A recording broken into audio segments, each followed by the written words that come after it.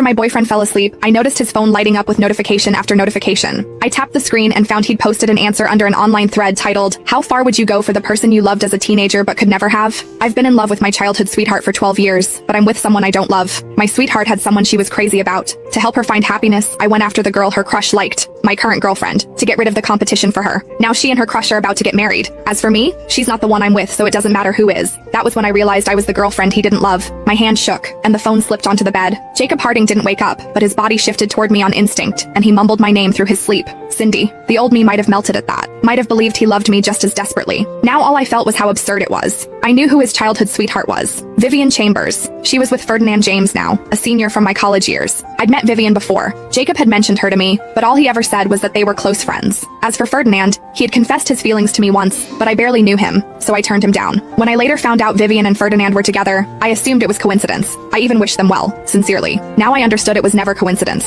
It was a game Jacob had engineered from the start, and I was just an expendable NPC in it. I took a deep breath and kept scrolling through the post. It was a detailed chronicle of every memory he had of loving Vivian in secret. I knew I loved her from the time I was 10, but she never once looked at me that way. Of course I didn't want to see her with someone else, but I couldn't stand watching her hurt even more, so I chose to let her go. When she got rejected and locked herself in her room crying for 3 days, the hatred I felt was unbearable. I hated that the person she loved wasn't me. I hated that someone as good as her had to suffer that kind of rejection. But the person I hated most was my current girlfriend, for so effortlessly taking away everything she wanted. So I decided to help her. I went after my current girlfriend, and the plan was to break up a year later. Only now did I understand why his eyes always carried something I could never read when he looked at me. But he'd been so good to me, so impossibly good that I never had a single reason to doubt him. Our 1-year anniversary was a week away. I'd been happily planning how to celebrate it, how to make the day special. I thought I'd surprise him. I thought it would make him happy. It never occurred to me that all of it was a lie from the very beginning. A scheme. Something closer to revenge. The comment section was full of reactions. Have some shame. How do you even have the nerve to post this? What did your girlfriend ever do to deserve a piece of trash like you? Leave her alone. Others saw it differently. He didn't cheat on her, didn't mistreat her. What's so terrible about that? Am I the only one wondering? If he loved his sweetheart for so many years and never made a move, how come his girlfriend was so easy to win over? Jacob had replied to that comment. With the person you love, you can only tread carefully. You're terrified of saying the wrong thing. You can't bring yourself to hurt her. But with my girlfriend, it was just a game of calculated affection points. Throw in a few special tactics when needed, and of course it was easy. If anyone's curious, I can share some of the special methods I used. The comments section, predictably, begged for details. Jacob replied below. It's simple, really. Figure out what she needs most. Before I made my move, I spent a long time doing research. My girlfriend grew up in a single-parent household. Her family didn't have much money. She was deeply insecure. Plenty of guys on campus were interested in her, but most of them looked down on her because of her background. They couldn't get anywhere near her heart, so I showed up in the place she was most comfortable. Naturally, she let her guard down. I remembered how I'd met Jacob. It was at the tutoring center where I worked part-time. My family didn't have much. My mother raised me on her own, and none of it came easy. After starting college, I refused to be another burden on her.